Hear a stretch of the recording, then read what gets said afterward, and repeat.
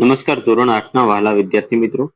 આજે આપણે આ વિડિયો લેક્ચરની અંદર તમારું ગુજરાતી વિષયનો પાઠ નંબર 4 છે અષાઢે એમનું સંપૂર્ણ એટલે સંપૂર્ણ સ્વાધ્યાય સોલ્યુશન આ વિડિયો લેક્ચરની અંદર જોવાના છે. તો ચાલો મિત્રો શરૂઆત કરીએ પહેલા પ્રશ્ન એટલે કે વાતચીતથી. જેમાં પહેલો પ્રશ્ન છે આપણે કેમ વહેલા જાગવું જોઈએ.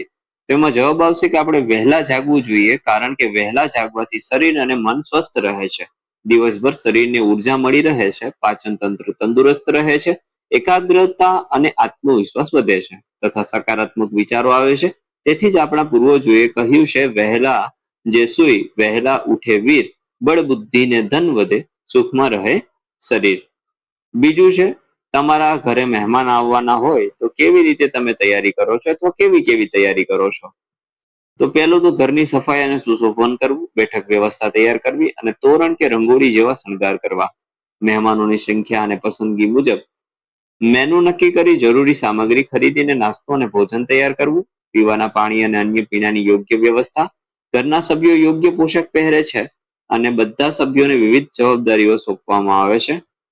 ઘરમાં એક ફ્રેશનર કે અગરબત્તી દ્વારા સુગંધ ફેલાવવામાં આવે છે. ત્રીજું, સવારના અને સાંજના વાતાવરણમાં શું તફાવત હોય. તો સવારે સૂર્યોદય સાથે સાથે ધીમે તાપમાન વધવા લાગે. સવારે ઝાકળના કારણે ભેજનું પ્રમાણ હોય. સવારે હળવા અને ઠંડા પવન હોય. સવારે સૂર્યનો પ્રકાશ ધીમે ધીમે વધે. સવારે પક્ષીઓનો કલરવ હોય. સાંજે સૂર્યાસ્ત પછી તાપમાન ક્રમશઃ ઘટતું જાય. સાંજે સામાન્ય રીતે ભેજનું પ્રમાણ ઓછું હોય છે. સાંજે પવનની દિશા બદલાય છે અને વેગ પણ બદલાય છે. સાંજે સૂર્યાસ્ત સાથે પ્રકાશ ઘટતો જાય છે અને રંગોમાં પરિવર્તન આવે છે.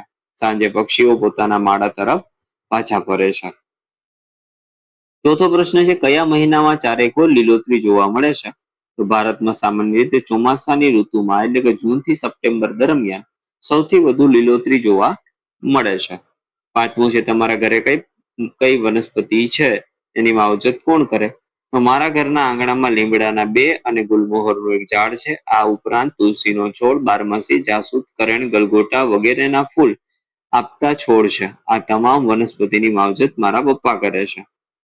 બીજો પ્રશ્ન છે મિત્રો, આપેલી પંક્તિનો નજીકનો અર્થ નીચેનામાંથી કયો છે તેમાં સાચું કરો. પ્રભાતે પછેડિયુંના ઓઢિયે જીએ એ જે આવ્યા અંજવાળા જાય. તેમાં આવશે વહેલા ન ઉઠીએ તો સૂરજના પ્રકાશથી વંચિત રહી જવાય. આવ્યા વાયુ એ વળી જાય તો આવેલા પવન પાછો વળી જાય. પચ્છમ માળિયા શું મુખના માળીએ જી, પહેલી વાર કોઈને મળીએ તો મોઢું ન ફેરવી લેવાય. ત્રીજું છે કવિતા મુજબ નજીકનો અર્થ ધારો અને શબ્દનું વાક્ય બનાવીને લખો.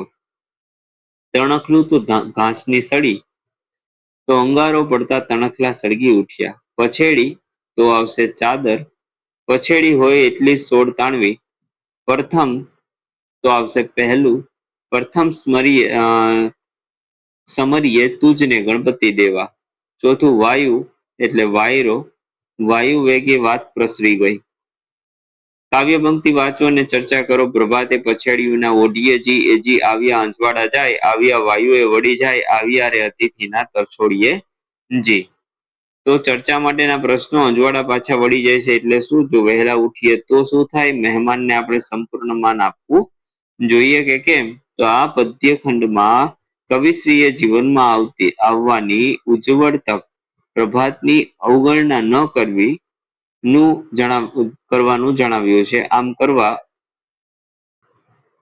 ક્યારેક ક્યારેક મળતો વાયુ પણ ચાલ્યો જાય છે. સાથે સાથે તેમણે આંગણે આવેલા અતિથિનો તિરસ્કાર ન કરવો જોઈએ. આડાવડા થઈ ગયેલા શબ્દોને યોગ્ય ગોઠવીને વાક્ય.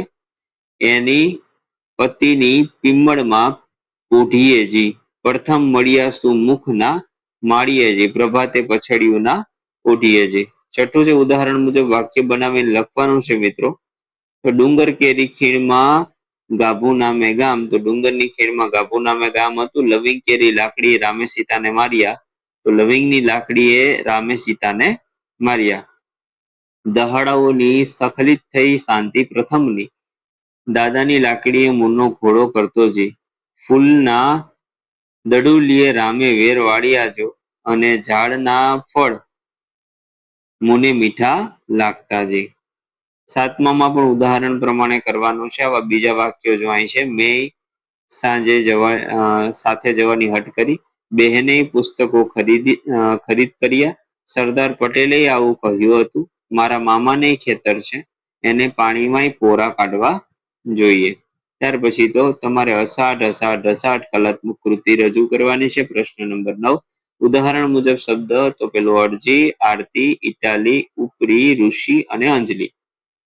10મું છે નીચેના પૈકી કયા શબ્દ સ્વરાંત અને કયા શબ્દ સ્વરાંત છે? તો સ્વરાંત શબ્દો ને ન હોય તેવા તો અષાઢ, તણખલું, અતિથિ, ફૂલ અને ભૂલ. સાક્ષાત, સદ, પ્રભાત, ભલાત અને મહદ આ સ્વરાંત શબ્દો નથી. પ્રશ્નના આન્સર છે આવેલા અંજવાળા જાય એવું કેમ કહેવાયું છે?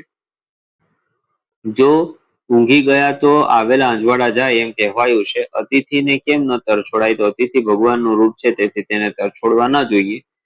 મુખ ફેરવવું અને મુખ ફેરવ્યું એમાં શું ફેર? તો મુખ ફેરવવું એટલે નફરતથી આડું જોવું અને મુખ ફેરવ્યું એટલે ધ્યાન ન આપ્યું. કોને ધરતીના શ્વાસ કહ્યા છે? તો ધરતીમાં ફૂટતા ઘાસને ધરતીના શ્વાસ કહ્યા છે.